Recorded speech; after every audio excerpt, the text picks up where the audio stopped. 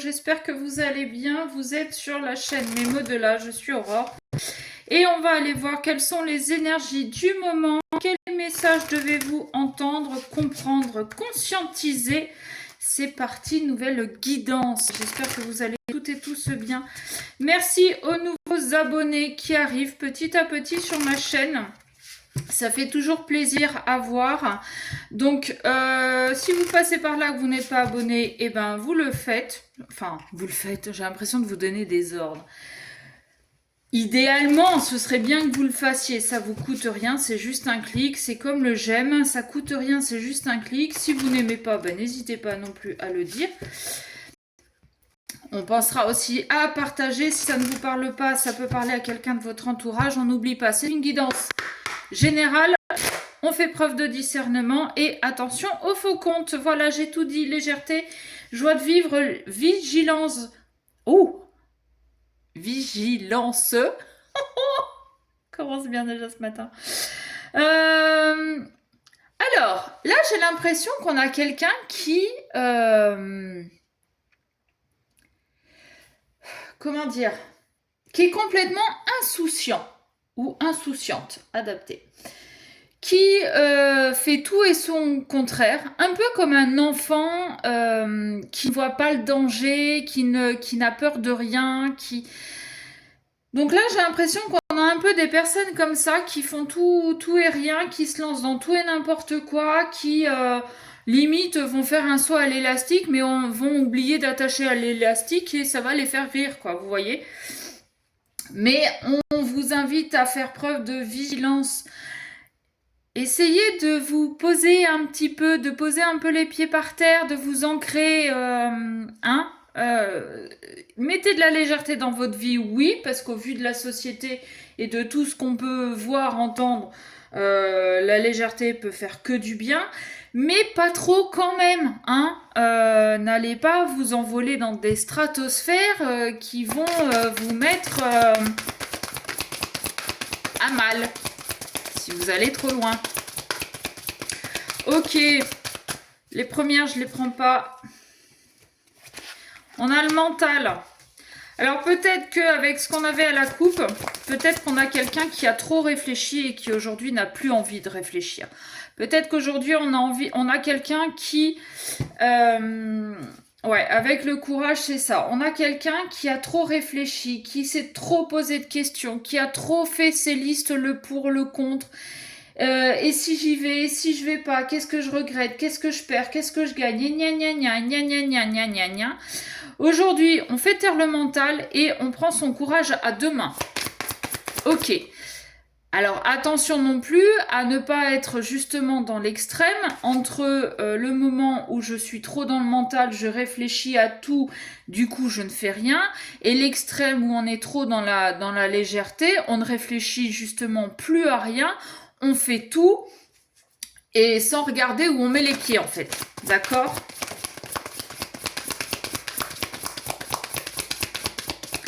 Oh, j'aime beaucoup ce que je vois. J'aime beaucoup ce que je vois. Pourquoi? Parce que là, j'ai la carte de l'introspection.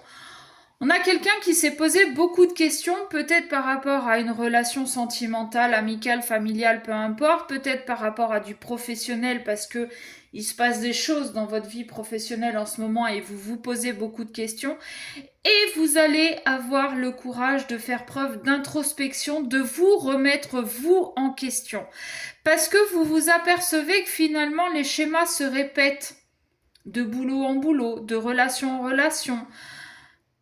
Bon, dans la famille, les schémas se répètent, peut-être aussi qu'il y a du transgénérationnel.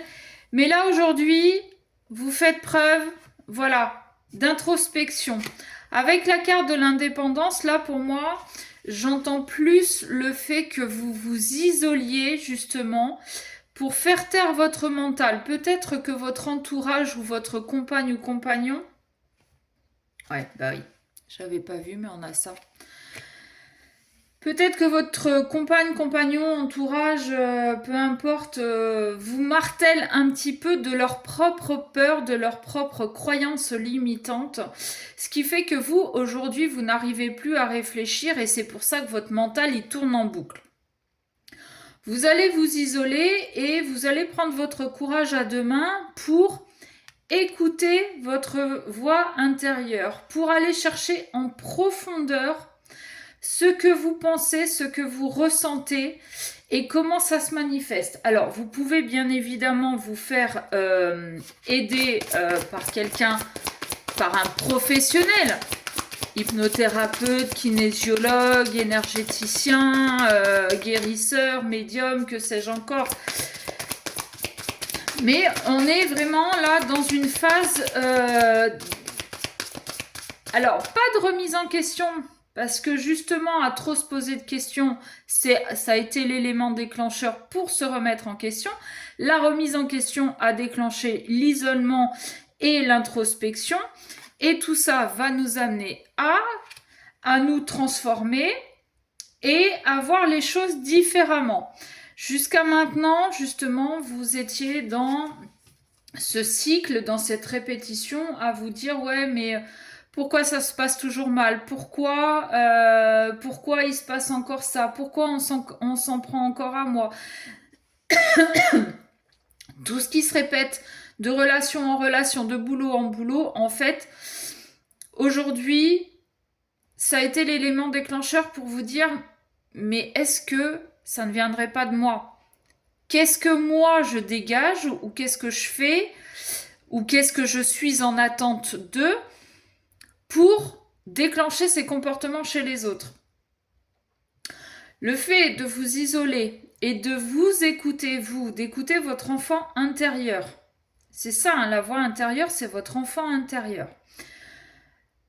va déclencher un switch, un changement de vision et un changement de pensée. Le fait de changer vos pensées négatives en pensées positives. Exemple, vous êtes dans une relation et vous êtes jaloux tout le temps, vous ne faites plus confiance à l'autre. Vous avez répété ça de relation en relation. Aujourd'hui, vous en êtes à vous poser la question, mais qu'est-ce que je fais et qu'est-ce qui, chez moi, déclenche cette jalousie limite maladive? Là, vous vous êtes isolé et vous vous êtes dit, qu'est-ce que j'attends d'une relation? Qu'est-ce que j'attends de l'autre? Qu'est-ce qui fait que je n'arrive pas à avoir confiance en l'autre? Vous êtes sûrement aperçu que c'était un manque de confiance, mais surtout un manque d'estime de vous. Donc, pendant cette introspection, vous avez compris ça. Vous vous êtes mis devant une glace, par exemple, hein, je dis ça comme ça, mais après vous faites comme vous voulez, et vous vous êtes dit, en vous regardant droit dans les yeux, tu mérites mieux que ça. Tu n'as pas besoin de l'autre pour connaître ta valeur. Tu n'as pas besoin de l'autre pour savoir que tu as de la valeur. Tu n'as pas besoin de l'autre pour... voyez le reste. Ce qui fait que de passer à « ouais, je fais pas confiance et ça se passe toujours de la même façon et j'en ai marre et gna gna gna gna », vous allez passer à « je sais ce que je veux, je sais ce que je vaux. Aujourd'hui, je m'aime, je m'estime. Donc, je n'accepterai plus les miettes, les machins, les trucs. » C'est un peu décousu, je vous l'avoue, mais l'idée, elle est là. J'ai la carte du travail, oui, on est là-dedans, hein. On a travaillé sur soi-même, on a l'introspection, c'est ça, c'est faire du travail sur soi. Et on va travailler aussi sur nos relations aux autres. Communauté, collaboration, alors ça peut être dans le cadre d'un travail, mais moi ce que je vois, c'est surtout qu'on est en train de réfléchir à ce qu'on peut dégager et ce qu'on peut attendre des relations avec les autres. Alors attention quand même, parce que le fait de changer de regard sur vos attentes, c'est même pas tant des attentes, c'est qu'est-ce que les autres peuvent m'apporter de plus dans ma vie? Parce que si vous êtes dans l'attente, vous allez attirer que du mauvais. D'accord? Là, c'est pas qu'est-ce que j'ai besoin, mais qu'est-ce que j'ai envie. Voilà la vraie question. Qu'est-ce que j'ai envie avec les autres? Qu'est-ce que j'ai envie de vivre? Qu'est-ce que j'ai envie de partager? Ça va être la question. Et ça va être votre grosse partie de votre travail intérieur. Qu'est-ce que moi je peux apporter aux autres, mais qu'est-ce que j'attends, entre guillemets, que les autres m'apportent? Qu'est-ce qu'ils peuvent apporter de plus à ma vie pour que j'ai vraiment envie d'être avec eux? Ou avec elle? Ou lui? Imaginez, c'est dans une relation sentimentale, et puis il y a eu un couac récemment. Et vous êtes en séparation, vous êtes en pause, enfin bon, il y a un petit temps de écoute, je t'aime mais on se voit plus. Ok. Vous êtes aperçu que ça se répétait, et probablement que vous faisiez toujours les mêmes conneries. Ok. Il y a cette pause, donc je vais m'isoler et je vais me poser les questions, mais pourquoi je me comporte comme ça? Qu'est-ce que je souhaite attirer? Qu'est-ce que j'attends de l'autre dans cette relation? Soit c'est un manque d'amour qu'on n'a pas reçu de notre mère ou de notre père, soit c'est un manque d'estime de soi, soit... Bref, ça peut être plein de choses. Une fois que vous aurez compris ça, vous allez vous poser la question de... si je reviens vers elle ou vers lui, quel est le plus qu'elle met dans ma vie? Alors que quand je suis tout seul ou toute seule, je suis finalement pas si mal que ça. Qu'est-ce que elle peut m'apporter de plus? Qu'est-ce que je peux vivre de plus avec cette personne que je ne peux pas vivre tout seul? Voyez un petit peu l'idée? Enfin, j'espère que vous voyez un peu l'idée. Altruisme, générosité, don de soi. Oui, la question, qu'est-ce que cette personne peut apporter en plus dans ma vie, mais qu'est-ce que moi je peux apporter en plus dans la vie de l'autre? Ça ne répondra pas forcément aux attentes de l'autre, parce que vous ne connaissez pas ses attentes, et est-ce que l'autre a fait ce travail d'introspection aussi? Ça, c'est autre chose. Mais si jamais c'est dans une relation sentimentale que vous devez vous revoir, discuter, ça va, vous allez le voir, vous allez le comprendre. C'est pas parce que vous allez vous revoir que vous allez vous remettre ensemble, d'accord? Donc ça, bon, ça c'est un autre sujet. Mais ne soyez pas trop égoïste, ne soyez pas dans qu'est-ce qu'elle m'apporte. Pensez aussi, le donner et le recevoir, hein, c'est le juste équilibre. Qu'est-ce que moi je peux apporter en plus dans sa vie? Ok? Et ça va faire partie après des discussions que vous allez pouvoir avoir entre vous. Quelles sont tes attentes? Quelles sont les miennes? Qu'est-ce qu'on peut mettre en place pour que ce soit équilibré, qu'on ne soit pas trop dans le donner et pas trop dans le recevoir?